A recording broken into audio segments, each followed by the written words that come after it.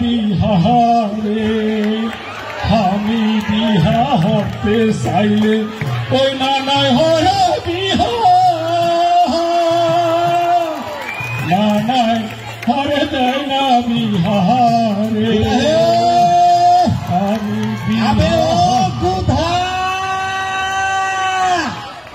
গুদা হে আবে ও আমার মুখে দেখবো না আবে সালা তো এই অবস্থা কিনে আবে তুই দেখে একেবারে সবজি বাগান করে ফেলছিস ছল্লির মধ্যে কি তুই আর ব্যবসা না করাবি না কই আমি একটা নতুন ব্যবসা ধরলু আর তুই এই সকালবেলা গোদা গোদা করে চলে যাচ্ছিস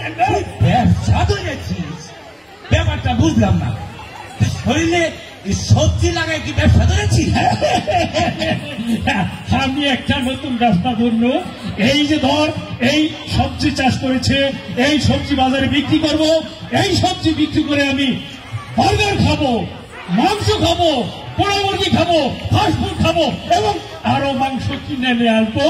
শরীরটাকে তরতাজা করবো এরপর আমি বিহা করবো ও আবে গাধা তোকে কে বলেছে যে সবজি বিক্রি করে বার্গার পিজা মাংস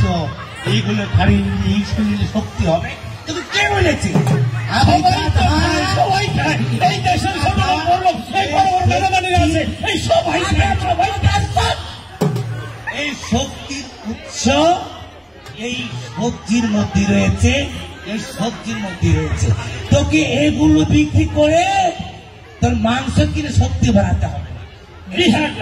তোর ভুল ধারণা বরং তুই এগুলো খাইলে তোর গায়ে প্রাকৃতিক শক্তি হবে এবং তুই রেসলিং খেলতে পারবি তাই নাকি এই সবজি এই সবজি গরিব মানুষে খায় গরিব মানুষে খায় গরিব মানুষের সবজি খায় গরিব মানুষ সুস্থ থাকে বড় লোক বেশি বেশি মাংস খায় অসুস্থ বেশি শোন এইগুলো কথাবার্তার জন্য এই পুষ্টি বিষয়ক আলোচনার জন্য আজকে সাভারের ঠাকুরটা পুষ্টি বিষয়ক এক মেলা হচ্ছে সেই মেলাতে বড় বড় অতিথিরা আসছে আমাদের টিউনো নানা আসছে আরো পুষ্টি বিষয়ের যারা কাজ করে এই লাইনে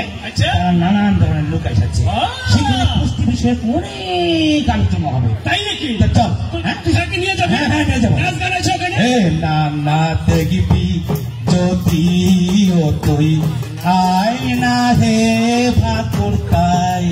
পুষ্টির মেলা বসেছে আবে সেই মেলাতে সারা দেশে কত মানুষ আইসেছে সেই মেলাতে সারা দেশ কত মানুষ আইসেছে হে মাতে